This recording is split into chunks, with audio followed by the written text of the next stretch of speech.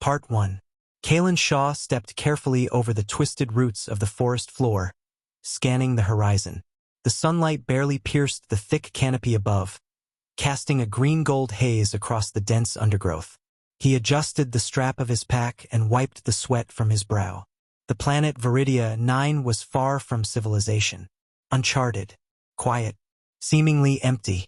But Kalen had a feeling, an instinct, that something extraordinary lay hidden beneath its surface. He crouched to examine a small patch of metal jutting from the earth.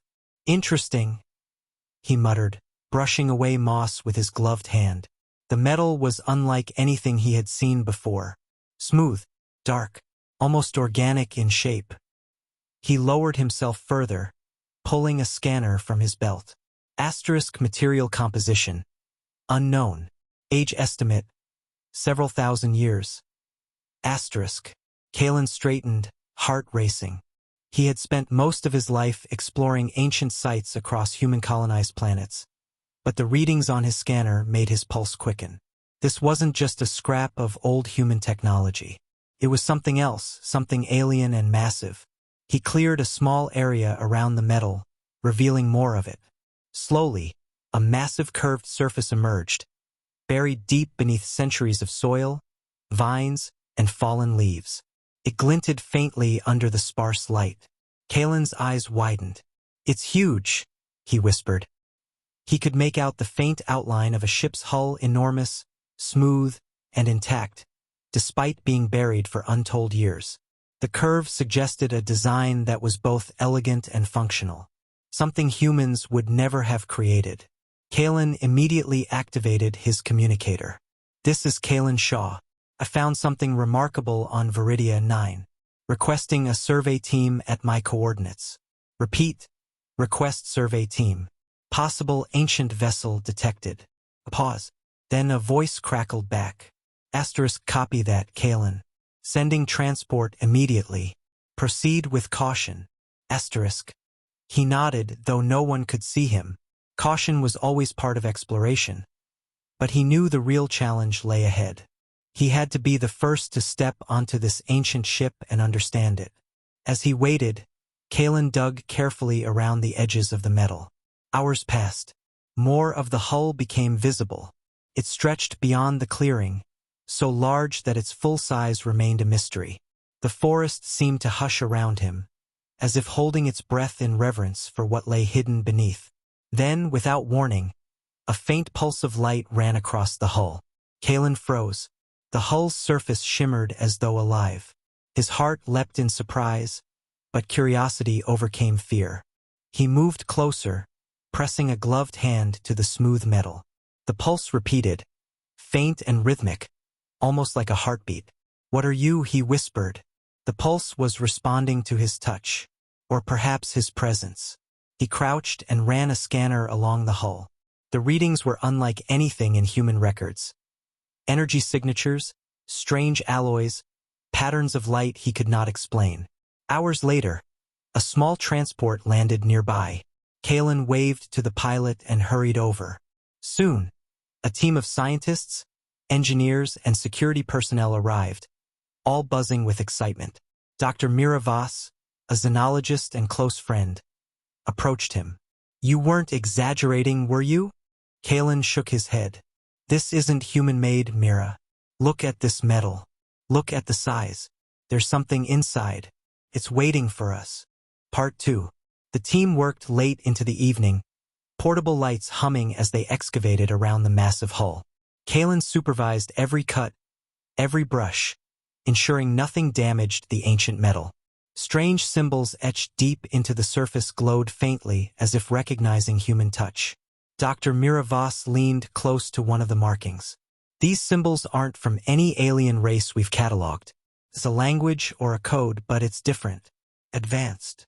Kalen nodded. "Whatever built this, it was capable of things we can barely imagine." Then came the first sign of trouble.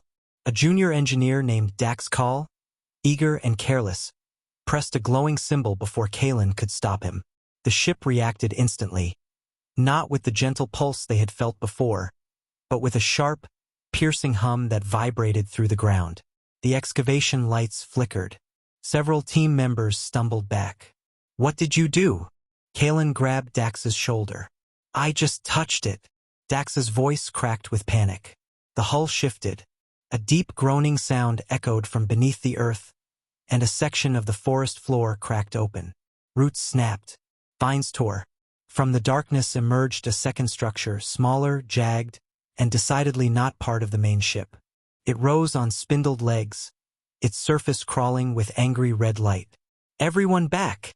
Shouted Tarek Moss, security lead, raising his weapon. The thing moved.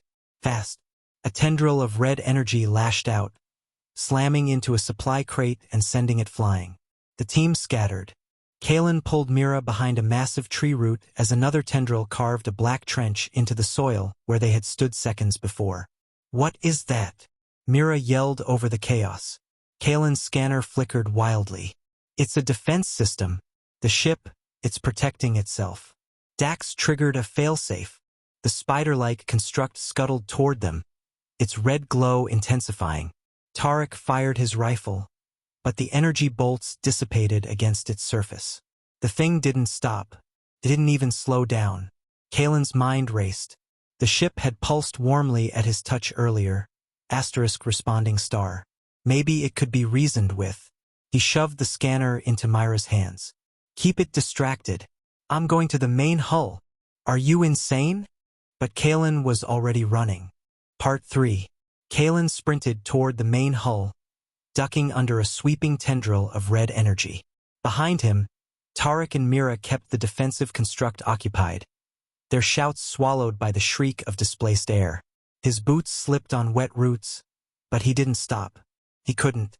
The massive curved surface loomed ahead, its cymbals now pulsing with an uneasy rhythm. Faster, sharper, like a panicked heartbeat. Kalen slammed his palm against the cold metal. I'm not your enemy, he shouted. The one who touched the symbol, he made a mistake. But we're not here to harm you. For a moment, nothing. The construct behind him let out a screech. Then, beneath his hand, the hull warmed. The symbols shifted from red to deep blue. A hatch he hadn't noticed before slid open with a soft hiss, revealing a narrow corridor bathed in gentle light. Kalen didn't hesitate. He plunged inside. The walls responded to his presence, glowing brighter as he ran. The ship's hum changed, still urgent, but no longer hostile. Felt like listening, like judging. He emerged into a small circular chamber. At its center floated a sphere of pure energy, spinning slowly. The red pulses from the outer defenses were feeding into it, darkening its surface like poisoned veins. You're hurting yourself, Kalen whispered.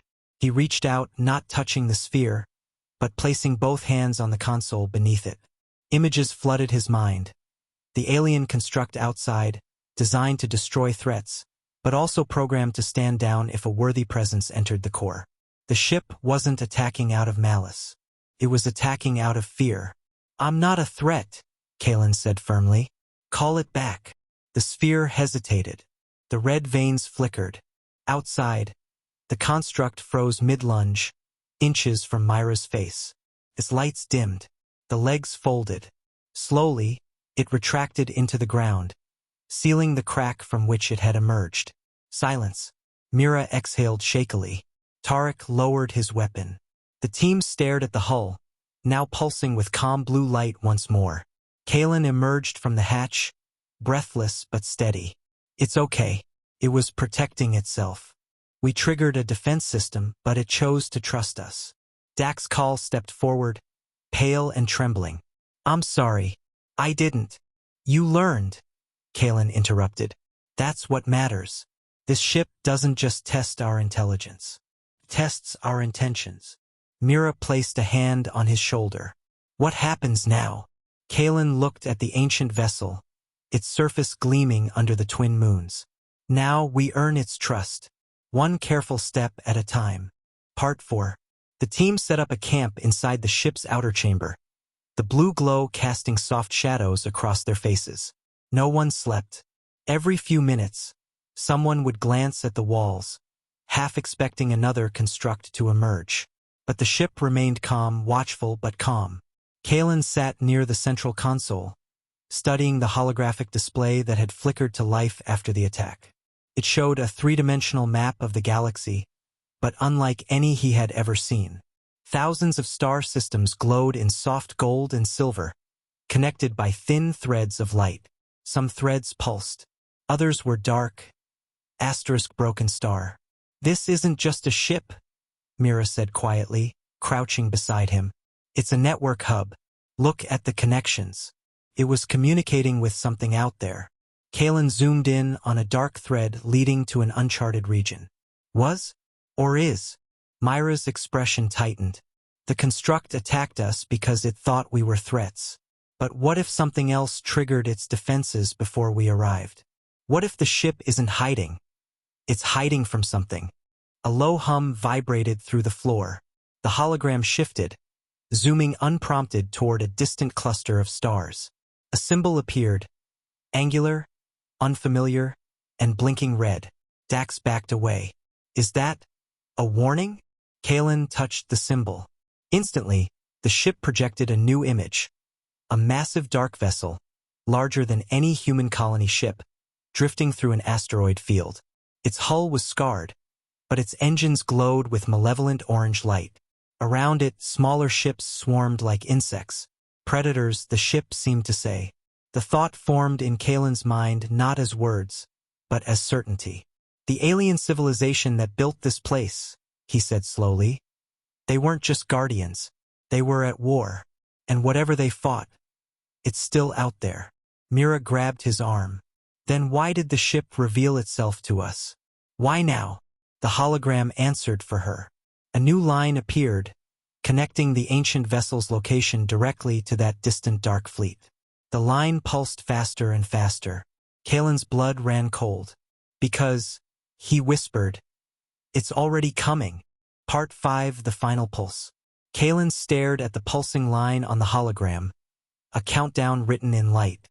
The dark fleet was moving, slowly but surely, toward Viridia 9. Toward them. "How long?" Mira asked, her voice steady despite her trembling hands.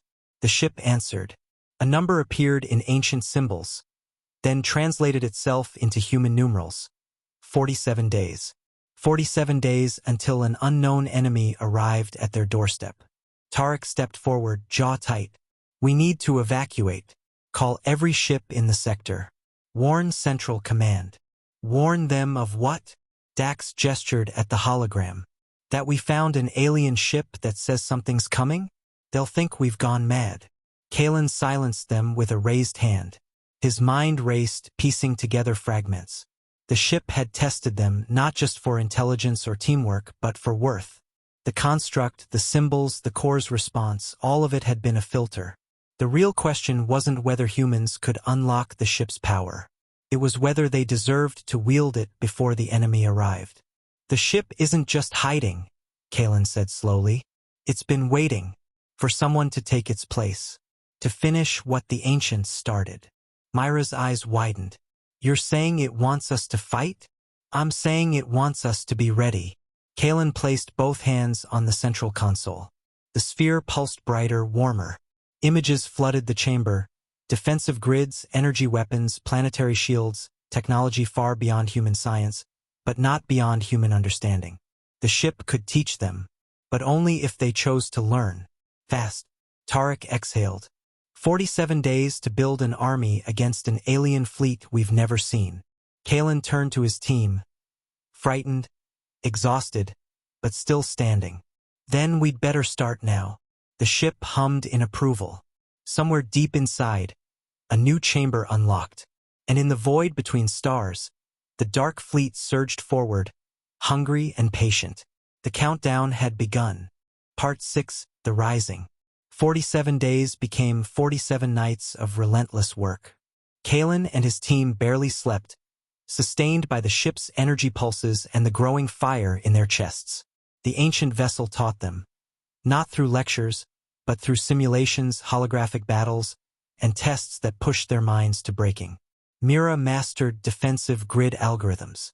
Tarek learned to pilot energy weapon systems that had no physical triggers. Even Dax, still haunted by his mistake, unlocked critical communication protocols that linked the ship to every human colony within range. On the 48th day, the Dark Fleet arrived. They came not with thunder, but with silence. Massive vessels slid out of warp, blocking out stars, their orange engines casting hellish light across Viridia 9's atmosphere. The forest trembled, the ground shook, and Kalen stood at the ship's central console, heart pounding, hand steady. "They're hailing us," Dax said, voice cracking. "Ignore them." Kalen's eyes stayed fixed on the hologram. "They're not here to talk." The first attack came without warning, a lance of black energy that tore through the upper atmosphere. But the ancient ship responded faster. Blue light erupted from its hull, forming a shimmering dome that absorbed the blast and sent ripples of force back toward the enemy fleet. One of their smaller vessels cracked, then fell. Tarek whooped, "That's one." But the fleet regrouped. More ships emerged from warp, dozens, then hundreds. The dome flickered. "We can't hold them all," Mira warned. Kalen made a choice. He reached into the ship's core, not with his hands, but with his mind. The sphere blazed, and suddenly he saw everything. The enemy's weakness, their desperate hunger for the ancient technology, their fear of what humans might become. They're not conquerors, he realized. Asterisk, they're scavengers. They've never faced a real fight. Asterisk. He activated the ship's final protocol. Not destruction, asterisk revelation star. Across every human colony, across every allied world, the ancient ship broadcast everything. The Dark Fleet's approach, their tactics, their cowardice. And one by one, human ships answered the call. They arrived from every corner of the sector, not to flee, but to stand. The Dark Fleet hesitated. Then, one by one, they retreated. The sky cleared. The forest fell silent. Mira collapsed against Kalen, laughing and crying. Tarek hugged Dax, and the ancient ship pulsed one last time, soft, warm, proud. Kalen looked up at the stars, a small smile forming. "We're ready now," he whispered. "All of us." The adventure had ended, but humanity's had just begun.